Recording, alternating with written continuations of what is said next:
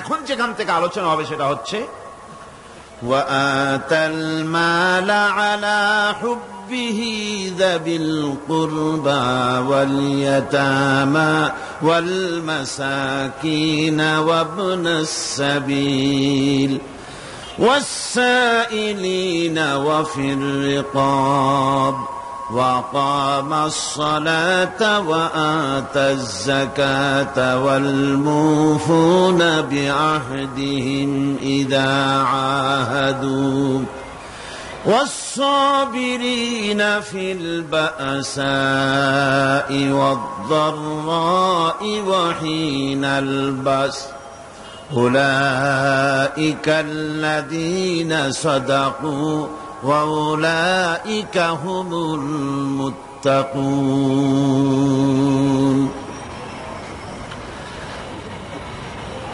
আল্লাহ পাকের প্রেমে উদ্বুদ্ধ হয়ে যারা নিজের প্রাণ প্রিয় সম্পদকে, ধনকে, সম্পদকে যারা এতিম, মিসকিন,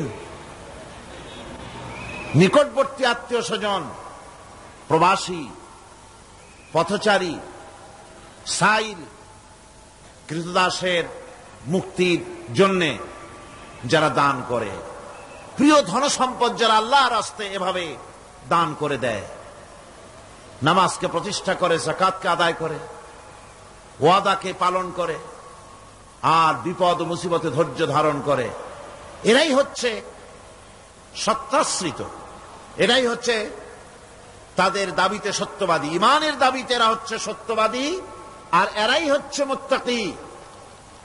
আজকে আমি আপনাদের সামনে যে আলোচনাটা করব সেটা হচ্ছে এই ব্যাপারটি।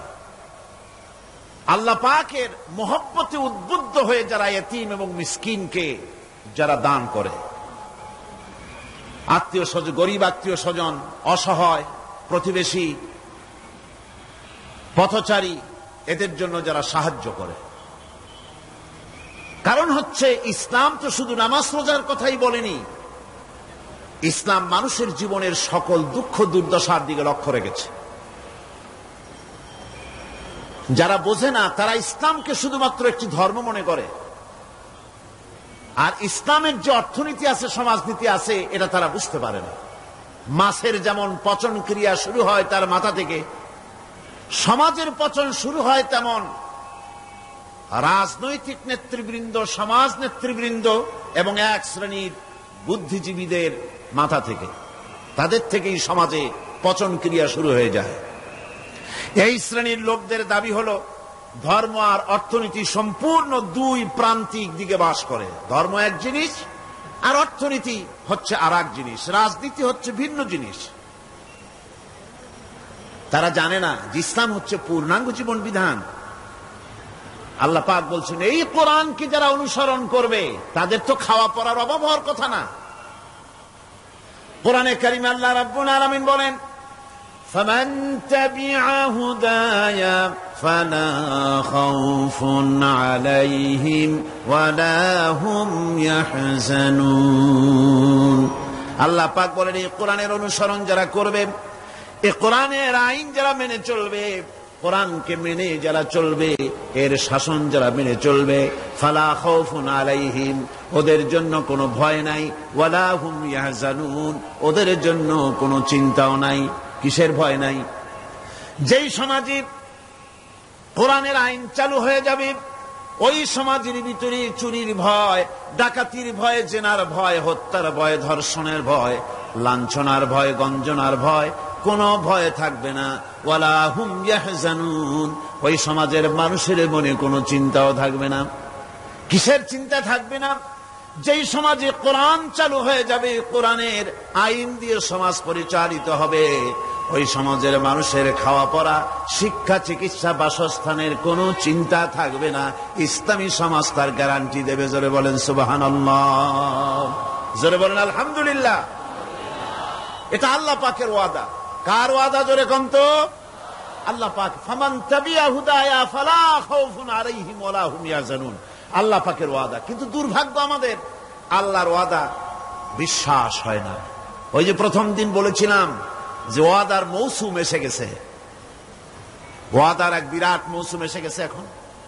এখন থেকে যত জনসভা হবে শুনতে পারবেন শুধু ওয়াদা আর ওয়াদা। এই সব ওয়াদাগুলি মানুষেরা বিশ্বাস করে, কিন্তু আল্লাহ পাকের ওয়াদা মুসলমান হওয়া সত্ত্বেও মগজে ঢোকে না, মনের মধ্যে বিশ্বাস স্থাপন করতে পারে না। আল্লাহ পাক বলছেন কোরআনকে মানো, কোরআনকে মেনে চলো, তাহলে সমাজ সুন্দর হবে, ভয় থাকবে না, চিন্তা থাকবে না। এই পৃথিবীতে প্রথম দিন থেকেই পৃথিবীতে দুইটা শ্রেণী চলে এসেছে। এই পৃথিবীতে একটা হচ্ছে ধনী আর একটা হচ্ছে দরিদ্র। ধনী আর গরিব আবহমান কাল থেকে এই দুই শ্রেণী চলে আসছে। আদিকাল থেকেই মানুষ এই দুই শ্রেণীর ভিতরে সমতা সৃষ্টির জন্য প্রচেষ্টা চালিয়েছে।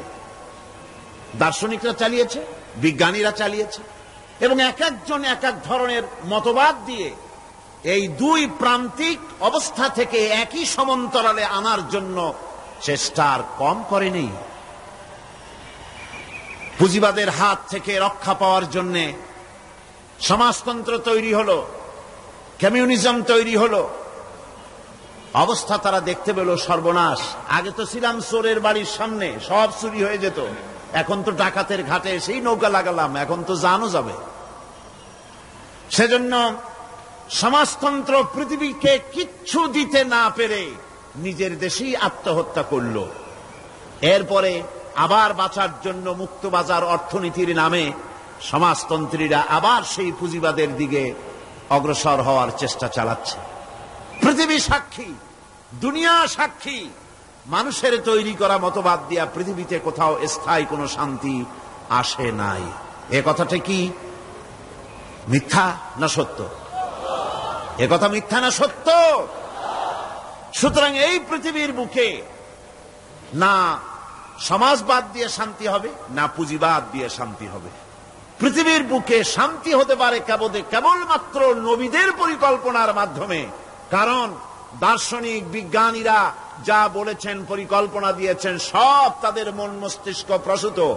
আর আম্বিয়া আলাইহিমুস সালাম যে পরিকল্পনা দিয়েছেন, সব আল্লাহ রাব্বুল আলামিনের দেওয়া। নবীদের পরিকল্পনা কার? জোরে চিল্লায় কোন কার? আল্লাহ রাব্বুল আলামিন তাদেরকে পরিকল্পনা দিয়েছেন। সেই পরিকল্পনার ভিত্তিতে তারা আদর্শ সেট করেছেন। মানুষের মধ্য থেকে দুঃখ, দুর্দশা, দারিদ্র, ক্ষুধা সব দূরীভূত হয়েছে, মানুষ সুখ পেয়েছে, সমৃদ্ধ পেয়েছে। ওই হাদিস আপনাদের সামনে আরো বলেছি, অনেক ওলামারা বলেছেন, আপনাদের আবার স্মরণ করিয়ে দিচ্ছি।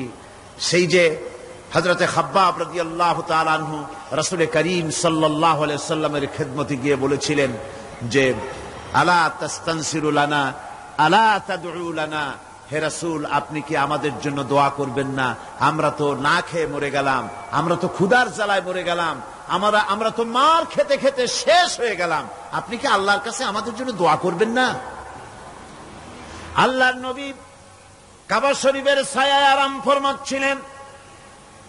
হযরতে খাব্বাবের কথা শুনে আল্লাহর নবী উঠে বসলেন আর তিনি বললেন, ও সাহাবী খাব্বাব শোনো, তোমাদের আগে এই জমিনে যারা দ্বীনের দাওয়াত দিতে এসেছিলেন তাদেরকে সমাজ শক্তি, রাষ্ট্র শক্তি তাদেরকে ধরত।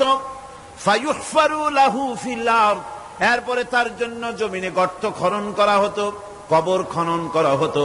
ফায়ুজালু ফিহা, এরপরে সেই কবরের ভিতরে তাকে কোমর পর্যন্ত গেড়ে দিত। সুম্মা ইউতা বিল মানশার, এরপরে করাত আনা হতো।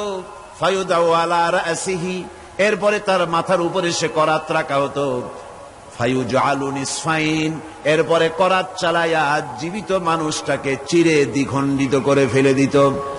মা ইয়াসুদ্দুহু যালিকা আন দীনি, এত কষ্ট দেওয়ার পরেও, এত নির্যাতন দেওয়ার পরেও সেই যুগের দ্বীনের একজন দায়ীকেও তারা এক চুলো দ্বীন থেকে সরাই দিতে পারে নাই। ও খাব্বাব শোনো, ওয়াল্লাহি লা ইউতাম্মান্নাল্লাহু হাযাল আমরা হাত্তা ইয়াসিরার রাকিবু মিন সানা ইলা হাদারামাউত। ও খাব্বাব শোনো, আমি আল্লাহর নামে কসম করছি, আমি আল্লাহর নামে শপথ করছি, ইয়েমেনের রাজধানী সানা থেকে শুরু করে এই হাজারামাউত পর্যন্ত লোকেরা যাতায়াত করবে।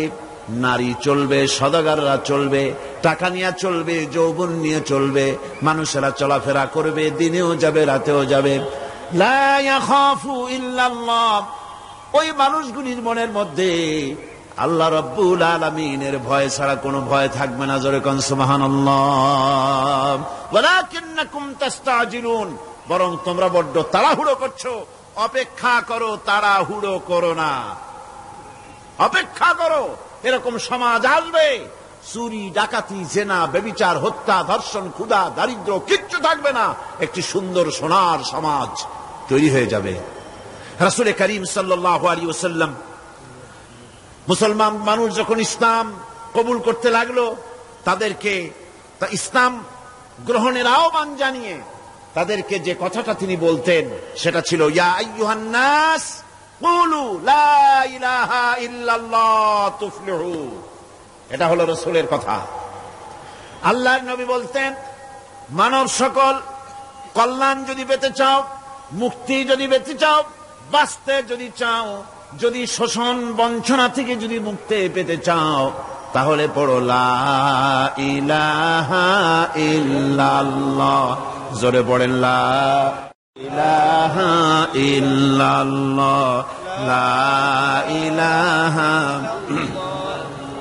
লা ইলাহা,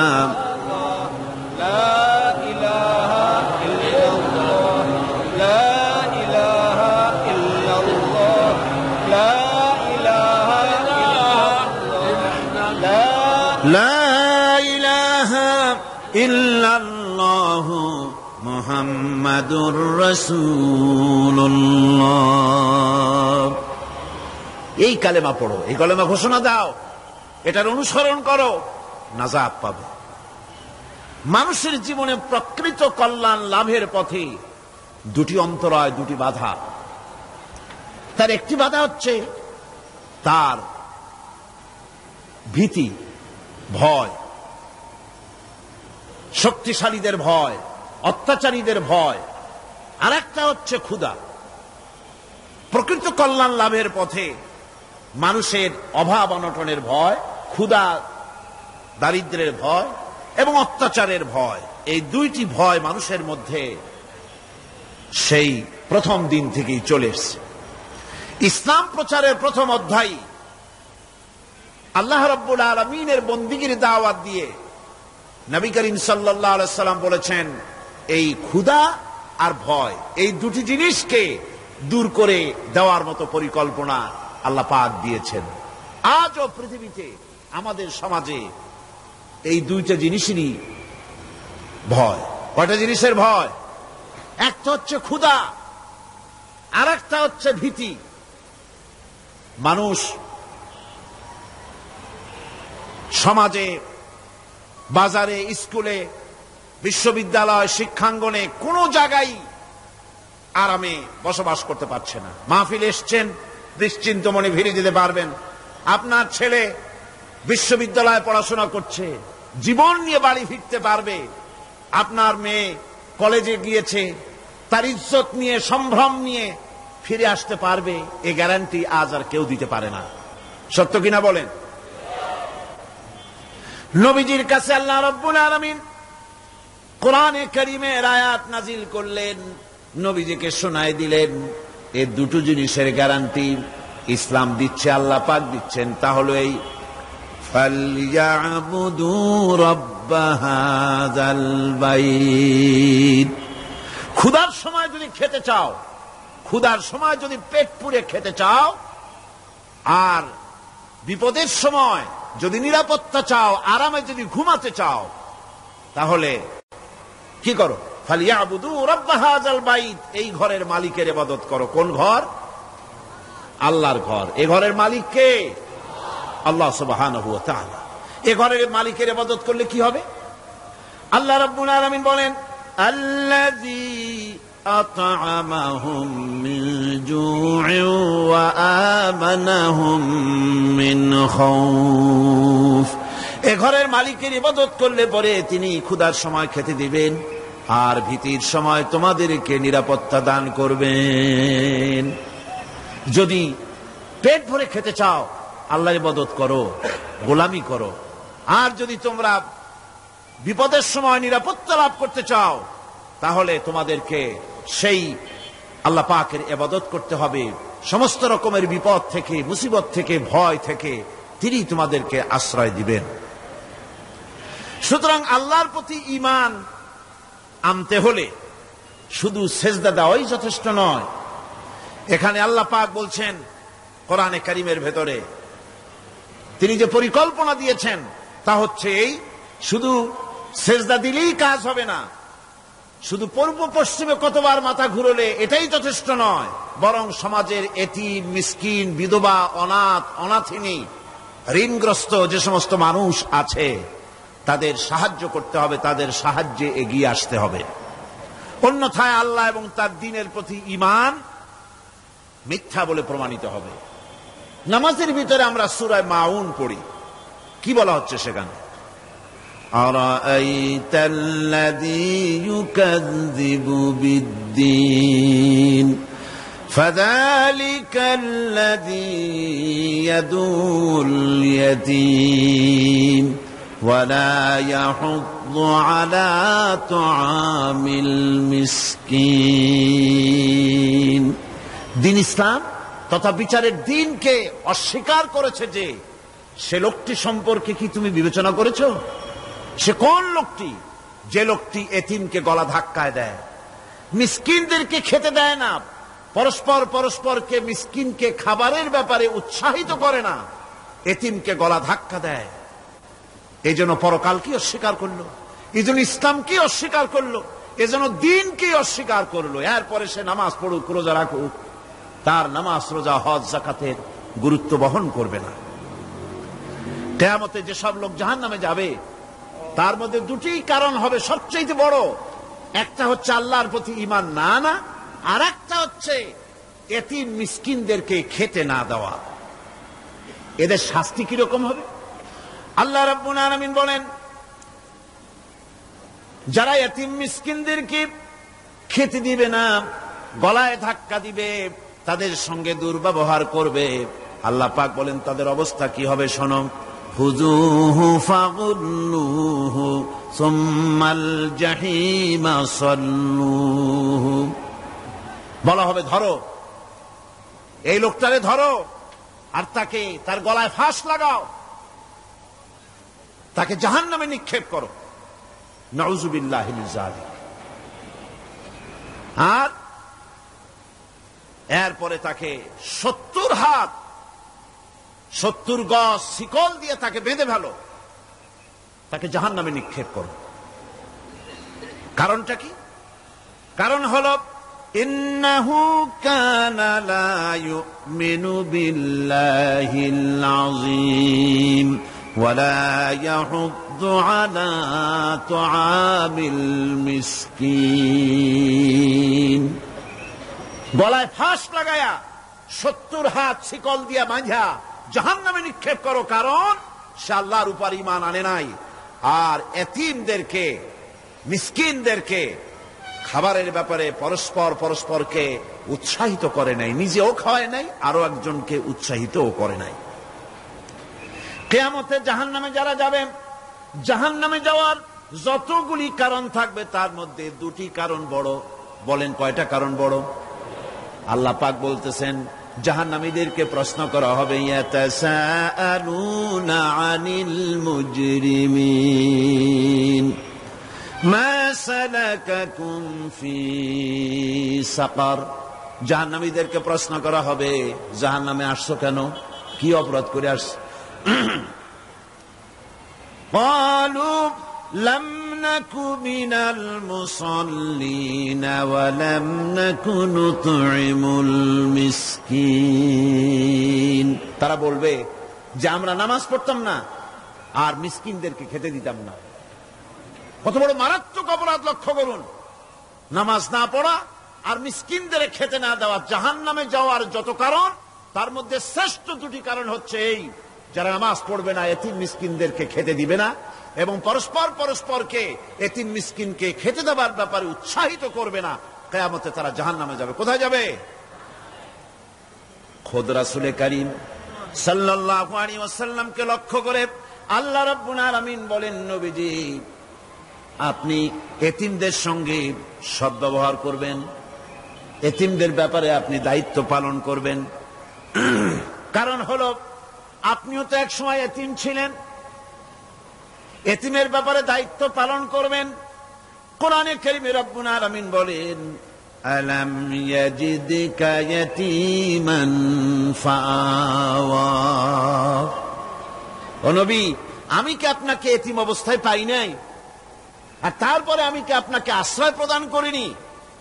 আপনাকে আমি এতিম অবস্থায় পেয়েছি, এরপরে আপনাকে আশ্রয় দিয়েছি। রাসূল তো এতিমদের সরদার। পৃথিবীর কোন এতিম যেন বলতে না পারে, নবীজি আমার ব্যাপারে কি বলবেন, আমি তো এতিম মানুষ, আর তিনি আমার ব্যাপারে কিভাবে আমার দরদ বুঝবেন। নবীজিকে আল্লাহ পাক কেমন এতিম বানালেন, সমস্ত দুনিয়ার এতিমদের সরদার বানালেন। মায়ের পেটে যখন তিনি ছিলেন, 6 মাসের সময় মায়ের পেটে থাকাকালীন বাপের এতিম হয়ে গেলেন। যখন প্রসব বেদনা শুরু হয়েছে মায়ের, দুনিয়ায় যখন তিনি আসবেন, হযরতে আমেনা ঘরের ভিতরে বসে তার অবস্থাটা কি? এই সন্তান পৃথিবীতে আসতে পরে যিনি সবচাইতে বেশি খুশি হবেন, তিনি তো আজ দুনিয়ায় নাই। মনের ভিতরে কত কষ্ট।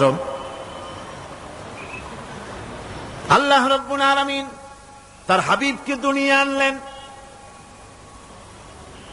রাসূলের দাদা ঘরের সামনে, তাঁবুর সামনে দাঁড়ায়া তায়েফ থেকে আগত সাদিয়া গোত্রের লোকদেরকে বলতেছেন, এই ঘরের ভিতরে একটা এতিম বাচ্চা আছে, বেশি টাকা করি দেওয়া যাবে না, যদি দয়া হয়ে নিয়ে যাও। গরিব মানুষ, এতিম মানুষ দেখে শুনে কেউ আর নিতে চায় না। সবশেষে এলেন ভাগ্যবতী মেয়ে, ভাগ্যবতী মহিলা হযরতে হালিমাতুস সাদিয়া। তিনি এসেছেন, কোন ছেলে পেলে পায় নাই, সকলের শেষে তিনি এসেছেন। আব্দুল মুত্তালিব বলছেন, এই ঘরের মধ্যে একটা এতিম বাচ্চা আছে, দয়া হলে নিয়ে যেতে পারো।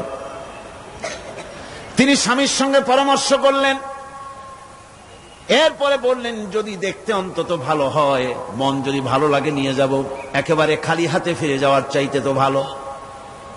হযরতে হালিমা বলেন, আমি ঘরের মধ্যে প্রবেশ করলাম, মা আমিনার কোল থেকে শিশু মুহাম্মদ সাল্লাল্লাহু আলাইহি ওয়াসাল্লামকে যখন আমি কোলে নিলাম, আমি হুজুরের চেহারার দিকে নজর করে দেখলাম, আমার কাছে মনে হলো যেন পূর্ণিমার চাঁদটা আমার কোলে ধরা দিয়েছে।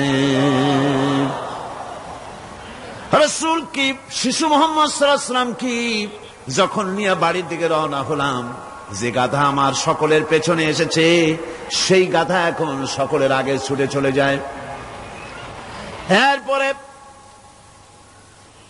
বাড়ি যখন নিয়ে গেলাম, কুয়ায় পানি বাড়লো, গাছে ফসল বাড়লো, খেজুর গাছে খেজুর বাড়তে লাগলো, জমিনে ফলন বেড়ে গেল। রাসূলের দুধ বোন সাইমা রাসূলকে নিয়ে মুহাম্মদ সাল্লাল্লাহু আলাইহি ওয়াসাল্লাম তাকে দোলনা নিয়ে দোল দিতেছে। কি আশ্চর্য অবস্থা! সাইমা তাকে দোল দিচ্ছে আর বলতেছে, বেঁচে থাকুক মুহাম্মদ সাল্লাল্লাহু আলাইহি ওয়াসাল্লাম, সে দীর্ঘজীবী হোক। কবি লিখতেছেন, কি আশ্চর্য কথা! বেদুইন বালিকা কারে নিয়ে দোল দেয় সে কি তা জানে? বিশ্বনবী মুহাম্মদ রাসূলুল্লাহ সাল্লাল্লাহু আলাইহি ওয়াসাল্লাম এভাবে এতিম অবস্থায় জীবন তার শুরু হলো। যখন তিনি ফিরে এলেন 6 বছর বয়সের সময়, যখন মায়ের কাছে তিনি ফিরে এসেছেন, প্রতিদিন তিনি খেলা দেখতে যান ময়দানে। ইতিহাসের মধ্যে লেখা হয়েছে, মা প্রতিদিন সন্ধ্যার সময় তাকে ফিরে পান। আজকে সন্ধ্যা হয়ে গেছে, শিশু মুহাম্মদ সাল্লাল্লাহু আলাইহি ওয়াসাল্লাম বাড়ি ফেরেন না। কারণ কি, কেন বাড়ি ফেরে না? সন্ধ্যার দিকে তিনি চলে গিয়েছেন পাহাড়িয়া ময়দানে, যে দেখেন ধুধু করতেছে চতুর্দিকে, সন্ধ্যা হয়ে গেছে, অন্ধকার হয়ে গেছে, কোনো ছেলে পেলে নাই, কেউ নাই। পাহাড়ের পাদদেশে বসে শিশু মুহাম্মদ সাল্লাল্লাহু আলাইহি ওয়াসাল্লাম কাঁদতেছেন। মা প্রশ্ন করলেন, বাবারে, সন্ধ্যা উত্তীর্ণ হয়ে গেল, কেন একা একা বসে বসে কাঁদো? তিনি বলছেন, মাজি, আজ কদিন খেলা দেখতে আসলাম ময়দানে। প্রতিদিন দেখি যখন সন্ধ্যা হয়ে যায়, মুরব্বী শ্রেণীর কিছু লোক আসে, ছেলেকে নাম ধরে ডাক দেয়, ছেলেরা দৌড়ে তার বাবার কাছে চলে যায়, আর বাবা ছেলেকে কোলে নিয়ে মুখে চুমা দিয়ে বাড়ির দিকে নিয়ে যায়। আমি আজ কদিন পর্যন্ত এই ময়দানে এলাম, কোনদিন সন্ধ্যাবেলায় তো কেউ এসে আমাকে মুহাম্মদ বলে একটা ডাক দিল না। আমার আব্বা কি নাই? আল্লাহ রাব্বুল আলামিন বলেন, আলাম ইয়াজিদকা ইয়াতীমান ফাআওয়া। এরকম এতিম অবস্থায় পেয়ে আমি কি আপনাকে আশ্রয় দেই নাই? আপনাকে আমি পেয়েছি এতিম অবস্থায়, এরপরে আমি আপনারে আশ্রয় দিলাম। ওয়া ওয়াজাদাকা দাল্লান ফাহাদা। এরপরে আমি আপনাকে পথ হারা পেলাম, আমি আপনাকে পথের দিশা দিয়া দিলাম। ওয়া ওয়াজাদাকা আইলান ফাআগনা। এরপরে আমি আপনাকে দরিদ্র অবস্থায় পেয়েছি, তারপরে আমি আপনার দারিদ্র মুক্ত করেছি আপনাকে। সুতরাং ফাআম্মাল ইয়াতীমা ফালা তাকহার ওয়া আম্মাস সাইলা ফালা তানহার ওয়া আম্মা বিনি'মাতি রাব্বিকা ফাহাদ্দিস। সুতরাং নবী, এতিমের প্রতি নির্মম ব্যবহার করো না, এতিমের প্রতি ভালো ব্যবহার করো, নির্মমতা দেখাইও না। আর ভিক্ষুককে ধমক দিও না, রূঢ়তা দেখিও না, আর আল্লাহর নিয়ামতের প্রশংসা করো। বহুত মানুষ আছে এতিমরে গলায় ধাক্কা দেয়। মানুষ যখন ভিক্ষা নিতে আসে, গরিব মানুষ ভিক্ষা চাইতে আসছে, আত্মাহিত জানো, দোয়া কুনুত জানো, বাড়ি যেয়ে কাজ করবা, এই সব আজে বাজে কথা বলে ভিক্ষা দেয় না। সাইলকে ধমক দিতে রাসূল করিম সাল্লাল্লাহু আলাইহি ওয়াসাল্লাম নিষেধ করেছেন, সাইলকে ধমক দিও না। গাড়িতে বসে যাচ্ছেন সাহেব, ট্রাফিক মোড়ে যখন সিগন্যাল জ্বলল, গাড়িগুলি দাঁড়ায় গেল, ফকির এসেছে, হাত নাই পাও নাই, বুড়া মানুষ, একটা পয়সা বার করে না। আবার এই মানুষটি ওই ফকিরকে ধমক দিয়া বার করে দিল। এরপরে এই লোকটি যখন কোন মাজারের কাছে পৌঁছে গেল, 500 টাকার কড়কড়ে নোটটা ফেলে দিল। বলেন টাকা দরকার কার? মরা মানুষের না জিন্দা মানুষের? কার দরকার? যার টাকা দরকার ছিল তারে দেওয়া হলো না, যার দরকার নাই তারে দেওয়া হলো। এরপরে লোকটা না খেয়ে যখন মারা গেল, পথের ফকির, রাস্তার ফকির, না খেয়ে মারা গেছে। এরপরে তার কাফনের কাপড় নাই, লোকটাকে রাস্তার উপরে শোয়া একটা ছেঁড়া কাপড় দিয়ে ঢেকে রেখেছে। বড় লোকেরা, সাহেবরা তখন গাড়ি দাঁড় করে 5টা টাকা 2টা টাকা করে তার লাশের উপরে মারতেছে। এটা মানবতার এর চাইতে লাঞ্ছনা, মানবতার জন্য এর চাইতে গঞ্জনা আর কিছুই হতে পারে না। মানবতার প্রতি লাঞ্ছনা, এর থেকে আর দুর্গতি কি হতে পারে? বেঁচে থাকার সময় 1টা টাকা আপনি দিলেন না, মরে যাওয়ার পর বিদায় হয়েছে বালাই, এখন দেওয়া শুরু করেছে। আমার বন্ধুগণ, এজন্য এতিমের প্রতি দরদ করার জন্য আল্লাহ পাক কোরআনের ভিতরে পরিষ্কার বলেছেন। রাসূল করিম সাল্লাল্লাহু আলাইহি ওয়াসাল্লাম নিজে এতিম ছিলেন, আর এতিমের প্রতি তার এত দরদ ছিল, একবার তিনি ঈদের দিকে নামাজ পড়ার জন্য যাচ্ছেন। প্রতিমধ্যে দেখেন একটা বাচ্চা ছেলে কাঁদতেছে। এই রাস্তায় কত মানুষ গেল, কেউ দাঁড়ালো না থমকে, বাচ্চার ক্রন্দন কাউকে থামাইতে পারল না। কিন্তু বিশ্ব নবী, দয়ার নবী রাহমাতুল লিল আলামিন বাচ্চার কান্না দেখে পাও বাড়াতে পারলেন না। নবীজি দাঁড়ায় গেলেন, জিজ্ঞেস করেন, ও বাচ্চা, ঈদের দিনে কাঁদো কেন? ঈদের দিনে তো কাঁদতে নাই। বাচ্চা বলে, তোমার কাছে বলবো না, আমি সেই সকালবেলা থেকে বসে আছি, আমি যদি মক্কার আব্দুল্লাহর পুত্র মুহাম্মদ রাসূলুল্লাহ সাল্লাল্লাহু আলাইহি সাল্লামকে পাই, মনের দুঃখ তার কাছে বলবো। বিশ্ব নবী জমিনের উপরে বসে পড়লেন, বাচ্চারে কোলের উপরে উঠায় বলেন, বাচ্চা বলো কি তোমার দুঃখ? তুমি যার জন্য বসেছো আমি তো সেই এতিম নবী, কি বলতে চাও? বাচ্চা বলতেছেন, ইয়া রাসূলুল্লাহি, আমার বাবা মারা গেছে সেই ছোট্টবেলায়, একেবারেই তখন মায়ের পেট থেকে আমি আসার পর বাপ মরে গেল, আমার মা আর একজনের সঙ্গে বিয়ে বসেছে, সেই পুরুষটি আমারে দেখতে পারে না, আমার মা যদি আমারে কোলে করে সে সহ্য করতে পারে না, আমারে চুমা খাইলে সহ্য করতে পারে না, আমারে খাবার দিলে মা মার খায়। আজ ঈদের দিনে রাতে আমার মা আমাকে বলল, বাবারে তোমার কপাল খারাপ, তোমার বাবা মারা গেছে, তোমাকে সাহায্য করার কেউ নাই, আমি তোমার যত্ন করতে পারলাম না, কোলে নিয়ে চুমাও দিতে পারি না, আমার এমনই কপাল খারাপ। সুতরাং এতিমের দরদ এতিম ছাড়ার কেউ বুঝবে না, তুমি আজ চলে যাও, ওই রাস্তায়, ঈদের রাস্তায় দাঁড়ায় থাকো, মাঠের রাস্তার পাশে, বিশ্ব নবীর কাছে তোমার দুঃখ বলো, এতিমের দুঃখ তিনি বুঝবেন। আমি মায়ের কথা মতো এই জায়গায় এতক্ষণ বসে আছি, হুজুর আপনি দয়া করে, আমার কথা তো আপনার কাছে বললাম, আমার মনের এই দুঃখ।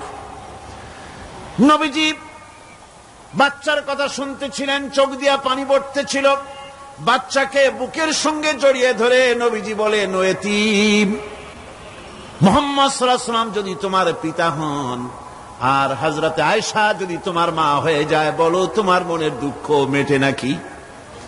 ছেলে ডুকরে কেঁদে উঠলো আর বলল, ইয়া রাসূলুল্লাহ, আপনি যদি আমার পিতা হন আর আয়েশা যদি আমার মা হয়ে যায়, এর থেকে বড় সৌভাগ্যের আমার তো আর কিছুই নাই।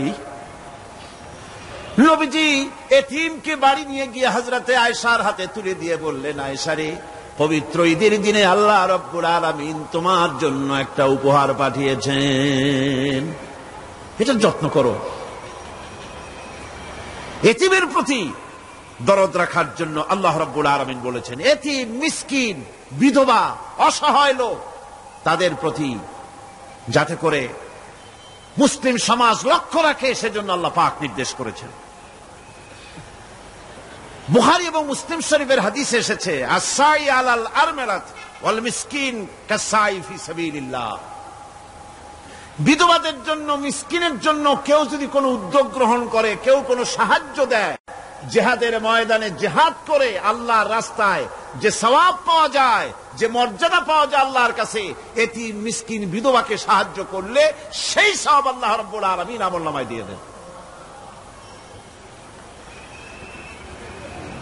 ইসলাম যেহেতু মজলুম মানবতার জন্য পৃথিবীতে এসেছে, যারা বলে ইসলাম পুঁজিবাদের আশ্রয়স্থল, তাদের মতো বেকুব আর নাই।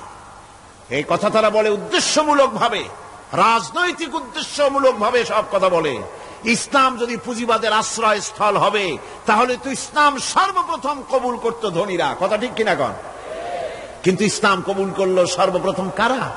সর্বপ্রথম ইসলাম কবুল করেছে নিগৃহীত, নির্যাতিত গরিব মানুষগুলি, হযরত বেলালের মতো মানুষ, আম্মারের মতো মানুষ।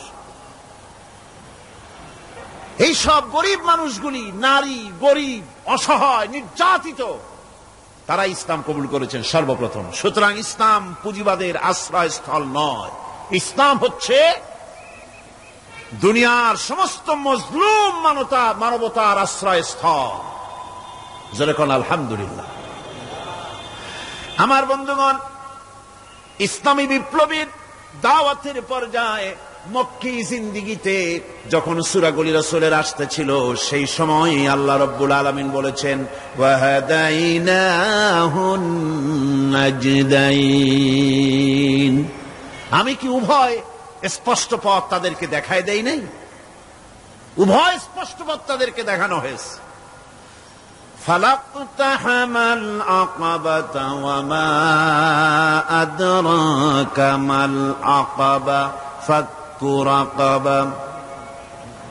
তুমি কি জানো, তারা, আসল কথা হলো তারা সেই দুর্গম বন্ধুর ঘাঁটিটি অতিক্রম করতে চায় না। তুমি কি জানো সেই বন্ধুর দুর্গম ঘাঁটিটি কি? তা হচ্ছে শৃঙ্খল বন্দি দশা থেকে মানুষদেরকে মুক্ত করে দেওয়া, আর আও ইতআমুন ফি ইয়াউমিন যী মাসগাবা ইয়াতীমান যা মাকরাবা আও মিসকিনান যা মাতরাবা। উপবাসের দিনে নিকটবর্তী এতিম দুঃখীকে খেতে দেওয়া, আর ধুলামলিন মিসকিন যারা আছে তাদেরকে খেতে দেওয়া, যাদের পেটে খাবার নাই ক্ষুধার দিনে খুঁজে খুঁজে তাদেরকে খাবার দেওয়া। এই সমস্ত কাজ যারা করবে আল্লাহ রাব্বুল আলামিন তাদের সম্পর্কে বলেছেন উলাইকা আসহাবুল মাইমানা। কিয়ামতের দিন এদের ডান হাতে আল্লাহ রাব্বুল আলামিন আমলনামা দান করবেন। জোরে কোন সুবহানাল্লাহ। আমলনামা বেঈমান যারা তাদের হাতে আসবে, তাদের কোন হাতে আসবে? বাম হাতে। আর আমলনামা ডান হাতে আসবে কাদের? এই সমস্ত লোকদের যারা এতিমকে মিসকিনকে যারা খেতে দিয়েছে। আর খেতে দিয়ে এতিম মিসকিনদেরকে খেতে দিয়ে তারপরে এর দ্বারা তাদেরকে কোনো খোটা দেয় নাই। তাদেরকে কেন খাওয়াস? কোরআনে কারীম বলছে ওয়ায়ুতঈমুনা আত-তাআমা আলা হুব্বিহি মিসকিনান ওয়া ইয়াতীমান ওয়া আসীরা। আল্লাহর সৎ লোকেরা আল্লাহর ভালোবাসায় উদ্বুদ্ধ হয়ে খাবার খাওয়ায় মিসকিনদেরকে, এতিমদেরকে। আর তারা বলে ইন্নামা নুতঈমুকুম লিওয়াজহিল্লাহি লা নুরিদু মিনকুম জাযাআন ওয়ালা শুকুরা। আমরা যে তোমাদের খাইতে দিলাম, এ খাওয়াচ্ছি শুধুমাত্র আল্লাহকে খুশি করার জন্য। কারে খুশি করার জন্য? আল্লাহরে খুশি করার জন্য। এই খাবারের ব্যাপারে তোমাদের কাছ থেকে কোনো কৃতজ্ঞতা চাই না। যেটা করি সেটা আল্লাহর জন্যই করি, আল্লাহকে খুশি করার জন্য। সুতরাং না কৃতজ্ঞতা চাই, না এর দ্বারা কোনো বিনিময় চাই। আল্লাহ রাব্বুল আলামিন এতিমের মাল সম্পদ আত্মসাৎ করার ব্যাপারে কঠোরভাবে নিষেধ ঘোষণা করেছেন। এতিমের মাল সম্পদ যেন আত্মসাৎ করো না। কোরআনে কারিমে স্পষ্ট ভাষায় বলা হয়েছে ওয়াতুল ইয়াতামা আমওয়ালাহুম ওয়ালা তাবাদদালুল খাবিসা বিত-তাইয়্যিব। এতিমের মাল ধন সম্পত্তি যথাযথভাবে তাদের হাতে ফিরিয়ে দাও। ওয়ালা তাবাদদালুল খাবিসা বিত-তাইয়্যিব। আর তাদের ভালো মালগুলি তোমার খারাপ মাল দিয়া বদলাইয়া দিও না। ولا تأكلوا أموالهم إلى أموالكم إنه كان حوبا كبيرا। আর তাদের সম্পদ তোমাদের সম্পদের সাথে যেন মিশাইয়া হজম করে ফেলে দিও না। এটা অত্যন্ত মস্ত বড় গুনাহ। এ কাজ তোমরা করবে না। এতিমের ধন সম্পত্তি সাধারণত মামা এবং চাচাদের হাতে থাকে, ঠিক কিনা? কথা বোঝেন কিনা? এতিমের সম্পদ থাকে তাদের কাছে, মামা আর চাচাদের কাছেই বেশিরভাগ থাকে। এতিম তো ছোট্ট মানুষ, বড় হতে সময় লাগে। এই ফাঁকে তার ভালো মালগুলি নিয়ে তার বদলে নিজের পচা মাল রেখে দেয়, অথবা তার ভালো সম্পত্তিটা নিজের সম্পত্তির সাথে মিলাইয়া একাকার করে ফেলে দেয়। আল্লাহ রাব্বুল আলামিন কঠোরভাবে নিষেধ করেছেন, খবরদার এই কাজটি করবে না। যারা এমন কাজ করে, এতিমের মাল যারা নষ্ট করে, এতিমের মাল যারা খায়, তাদের সম্পর্কে আল্লাহ পাক বলছেন ইন্নাল্লাযীনা ইয়াকুলুনা আমওয়ালাল ইয়াতামা যুলমান ইন্নামা ইয়াকুলুনা ফি বুতুনিহিম নারা ওয়া সায়াসলাউনা সাঈরা। অন্যায়ভাবে এতিমের মাল যারা ভক্ষণ করে তারা তো এতিমের মাল খায় না, বরং পেটের মধ্যে তারা আগুন ঢুকায়। পেটের মধ্যে কি ঢুকায়? আর অচিরেই এদেরকে জাহান্নামে নিক্ষেপ করা হবে। কোথায় নিক্ষেপ করা হবে? জাহান্নামে। যারা এতিমের মালকে ভক্ষণ করে, এতিমের মাল নষ্ট করে, এতিমের হক নষ্ট করে, তাদের জায়গা জাহান্নাম। আর এতিমের মাল যারা খায় তারা যেন আগুন খায়। কি খায়? এতিমের ধন সম্পদ হজমকারীদের ব্যাপারে তাদের যে বিরাট হীনমন্যতা কাজ করে, এজন্য আল্লাহ পাক বলতেছেন কাল্লা বাল্লা তুকরিমুনাল ইয়াতীম, না কখনোই নয়। আসল ব্যাপার হচ্ছে তোমরা হীনমন্যতার কারণে এতিমকে সম্মান দাও না, এতিমকে মর্যাদা দাও না।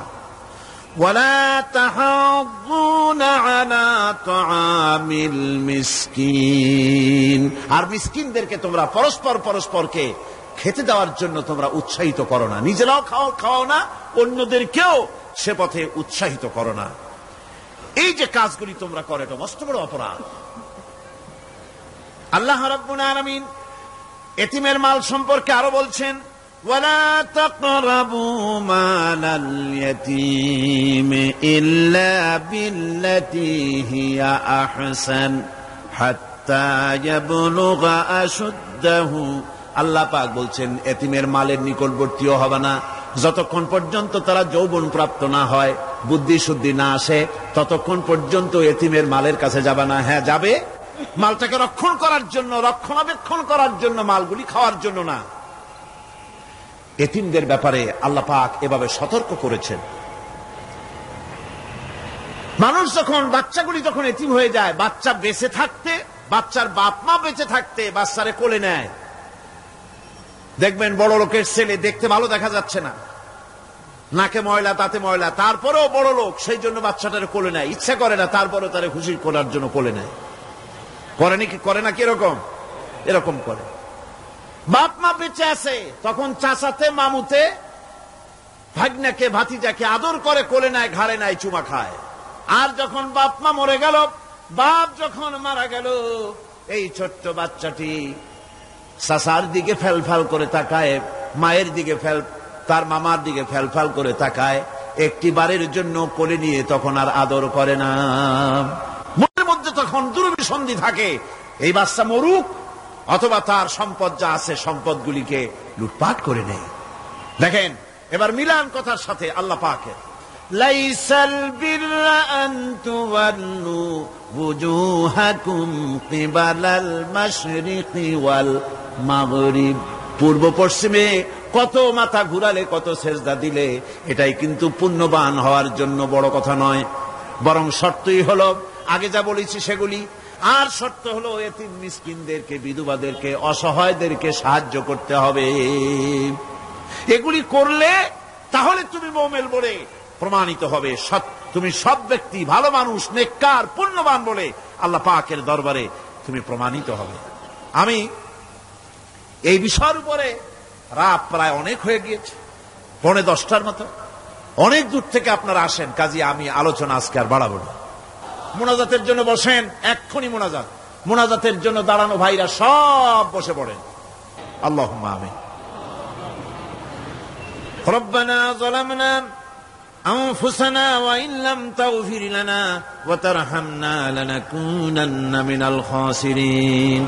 রব্বানা লা তুযিগ কুলুবানা বা'দা ইয হাদাইতানা ওয়া হাব লানা মিন লাদুনকা রাহমাতান ইন্নাকা আনতাল ওয়াহ্হাব। আয় আল্লাহ তাআলা, এই বিশাল জনসমুদ্র নিয়ে তোমার দরবারে হাত তুলেছি পবিত্র মেরাজের রজনীতে। আয় আল্লাহ, তুমি দয়া করে মেহেরবানি করে আমাদের আলোচনা, দুরুদ সালামের সওয়াব আমাদের বিশ্ব নবী, তোমার প্রিয় হাবিব জনাবে মুহাম্মদ রাসূলুল্লাহ সাল্লাল্লাহু আলাইহি ওয়াসাল্লামের রূহ মুবারকে পৌঁছায়া দাও। সমগ্র বিশ্বের মাটির নিচে যত মুমিন মুমিনাত শুয়ে আছেন তাদের আরো আর পরে সওয়াব পৌঁছায় দাও। আমাদের মা বাপ যাদের দুনিয়া থেকে বিদায় হয়ে গেল, আল্লাহ কবরগুলিকে জান্নাতের টুকরায় পরিণত করে দাও। রব্বির হামহুমা কামা রব্বায়ানি সগীরা।